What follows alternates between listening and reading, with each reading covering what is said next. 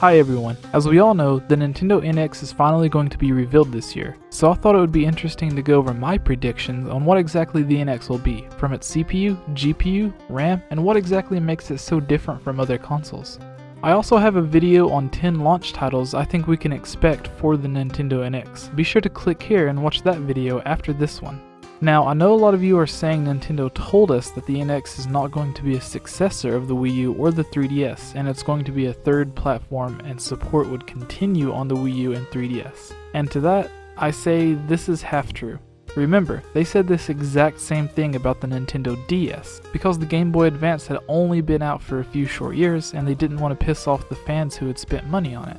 As we know now, even though Nintendo said the DS wasn't a Game Boy Advance successor, that was a straight up lie.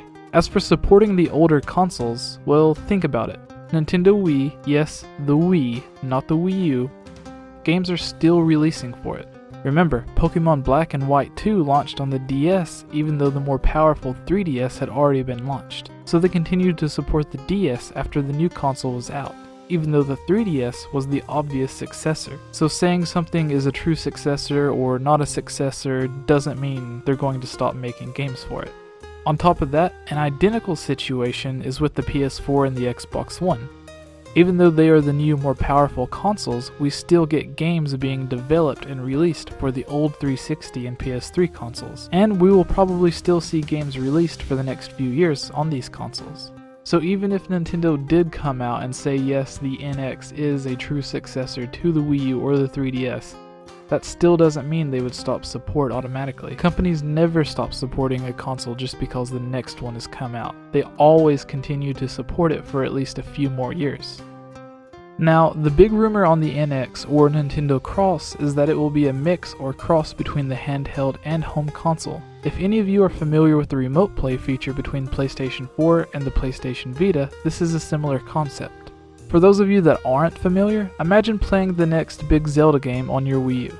You have to leave to go somewhere, but you want to keep playing. Well, as long as you have Wi-Fi at the place you're going, whether it be a friend's house, work, library, or wherever, you'll be able to take your gamepad with you and still play your game. With the actual console and the gamepad both connected to Wi-Fi, the gamepad will stream the video from your console at home onto the screen of the gamepad. Similar to if the gamepad for the Wii U could just simply connect to the Wii U via Wi-Fi, instead of whatever proprietary software the Wii U is using currently. Now, what if you don't have Wi-Fi? Well, this is where the cross between the two systems come in. If you don't have a way to connect to the internet, you'll still be able to play all of the normal handheld games such as Super Mario 3D Land, A Link Between Worlds, and Metroid Federation Force. So with that in mind, and assuming the rumors are true and you will be able to play both, this means not only will we be getting the normal set of launch titles for a new console, but potentially the handheld launch titles as well. Could this be why we didn't see an official Pokemon game launch in 2015? Are they saving the big home console and handheld announcements for the reveal of the NX to ensure a successful launch? Remember last E3?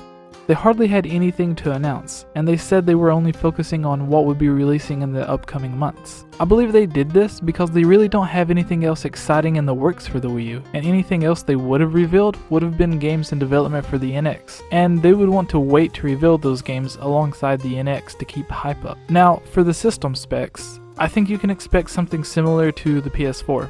Probably a little bit more powerful, because Nintendo would have to be dumb to release a new console that is less powerful than the current consoles when it's been 3 years or more since they released. I mean, that's one of the main faults of the Wii U. The fact that third-party developers would have to make dumbed-down versions of their games to release it on the Wii U. You can't have the same amount of detail on the Wii U as you can on the PS4, and with most gamers only worried about the more powerful console, it would just make sense. I think it will have a similar 8-core CPU by AMD. We've seen rumors that they will have brand new top-of-the-line tech, but I think that means that it will just be a newer version of an 8-core CPU. I think it will have 8GB of the same type of GDDR5 RAM, 500GB of storage, but I think that will likely change in the future to 1TB or more as time goes on. But the real power will come from the GPU.